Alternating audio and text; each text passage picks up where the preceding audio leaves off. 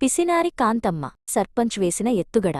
అనగనగా ఒక అందమైన గ్రామం. ఆ గ్రామం చివర కాంతమ్మ అనే ముసలామె ఒక చిన్న హోటల్ నడిపేది. ఆమెకు డబ్బుమీద ఆశ చాలా ఎక్కువ, కాని గుణం మాత్రం చాలా పిసినారిది. వంట కోసం నాణ్యమైన సామాన్లు వాడదు, పైగా వడ్డించేటప్పుడు చాలా తక్కువ ఆహారం పెడుతుంది. హోటల్కు వచ్చినవారు ఆకలి తీరకపోయినా ఆమె అడిగినంత ఎక్కువ డబ్బులు చెల్లించాల్సిందే.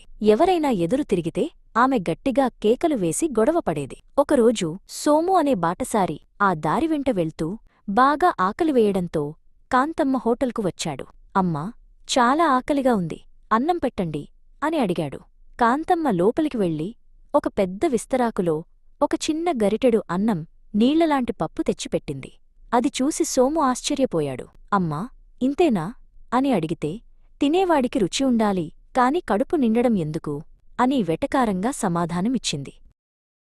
సోము ఆ కొద్దిపాటి ఆహారాన్ని తిని ముగించాడు. తను తిన్నదానికి 5 రూపాయలు సరిపోతాయని అనుకుని జేబులోంచి 5 రూపాయల నాణెం తీసి కాంతమ్మకు ఇచ్చాడు. కాని కాంతమ్మ మొహం ముడుచుకుని, ఏయ్, 10 రూపాయలు ఇవ్వు, ఇక్కడ భోజనం ధర 10 రూపాయలు అని గట్టిగా అరిచింది. సోము విస్తుపోయి, అమ్మా, నువ్వు పెట్టిన ఆ కొద్దిపాటి అన్నానికి 5 రూపాయలే ఎక్కువ, 10 రూపాయలు ఎలా అడుగుతావు అని వాదించాడు. కాంతమ్మ తగ్గలేదు. ఆమె గొంతు పెంచి ఊరంతా వినిపించేలా కేకలు వేయడం మొదలుపెట్టింది. చూడండి బాబూ, ఈ బాటసారి భోజనం చేసి డబ్బులు ఇవ్వకుండా నన్ను మోసం చేస్తున్నాడు అని అరిచింది. పాపం సోము చేసేదిలేక తన దగ్గర ఉన్న మిగిలిన 5 రూపాయలు కూడా ఇచ్చేసి మనస్తాపంతో అక్కడి నుండి వెళ్ళిపోయాడు. ఈ గొడవను దూరం నుండి కొందరు గ్రామస్థులు గమనించారు.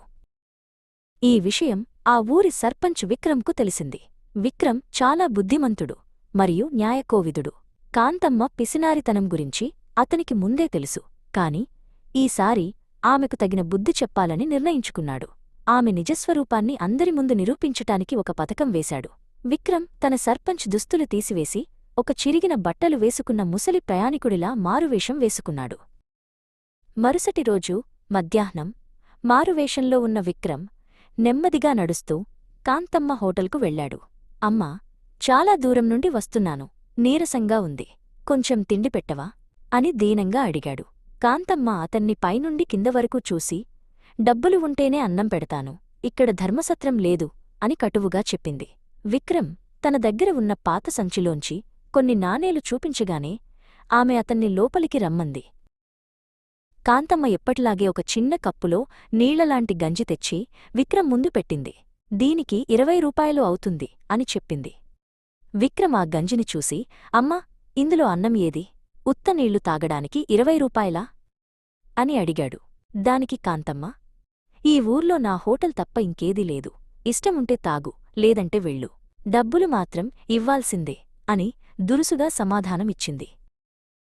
అప్పుడు విక్రమ్ తన మారువేషాన్ని తీసివేశాడు. ముఖంపై ఉన్న రంగును తుడుచుకుని సర్పంచ్లా నిలబడ్డాడు. అది చూసిన కాంతమ్మ ఒక్కసారిగా షాక్ తిని నోట మాట రాక నిలబడిపోయింది. ఆమె కాళ్ళు వణకడం మొదలయ్యాయి. కాంతమ్మా, నీ పిసినారితనం హద్దులు దాటింది. ఆకలితో వచ్చే ప్రయాణికులను మోసం చేయడం మహాపాపం.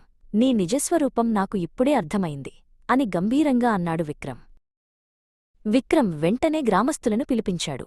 ఇకపై ఈ గ్రామంలో ఎవరూ ఆకలితో ఉండకూడదు. పంచాయతీ ఆధ్వర్యంలో ఒక కొత్త ప్రజా హోటల్ ఏర్పాటు చేస్తున్నాము. అక్కడ తక్కువ ధరకే కడుపునిండా భోజనం దొరుకుతుంది అని ప్రకటించాడు.